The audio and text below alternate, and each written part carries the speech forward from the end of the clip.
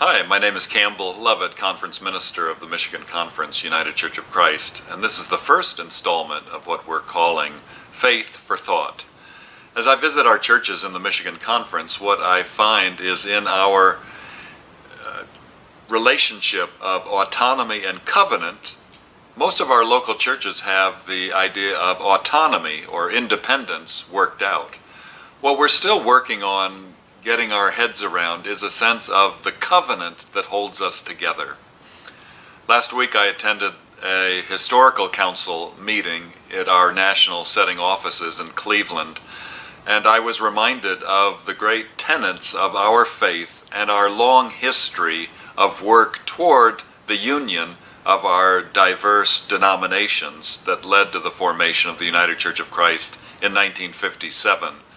In particular, I came across the basis for union from 1943 that I really thought helped to frame our sense of covenant. The forebears of our denomination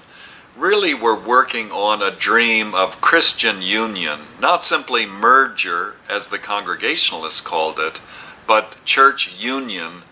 that brought together diverse and distinct denominations in order to create a new whole, a united church, which really was then, and still is now, a unique proposition.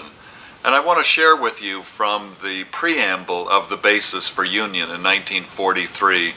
because it really moved me in the work that I'm doing with the congregations of the Michigan Conference. And it reads, "We, the regularly constituted representatives of the Congregational Christian churches and the Evangelical and Reformed Church, moved by the conviction that we are united in spirit and purpose and are in agreement on the substance of the Christian faith and the essential character of the Christian life, affirming our devotion to one God, the Father of our Lord Jesus Christ, and our membership in the Holy Catholic Church, which is greater than any single church and than all the churches together, believing that denominations exist not for themselves, but as parts of that church within which each denomination is to live and labor and if need be die, and confronting the divisions and hostilities of our world, and hearing with a deepened sense of responsibility the prayer of our Lord, that they may all be one." Now I realize there's some language from the 1940s in there that's not as inclusive as many of us are using these days, but the spirit of that preamble, what I believe has in it, is that reference to Jesus' prayer in the Gospel of John, that they may all be one. Our predecessor denominations were willing to put everything aside in order to move toward that unifying prayer of Jesus.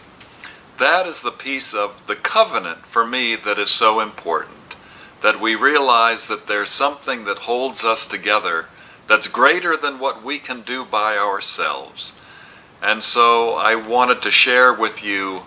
again, that reminder of our faith, and challenge us all to think more clearly about that covenant that holds us together, which is Jesus' prayer, that they may all be one.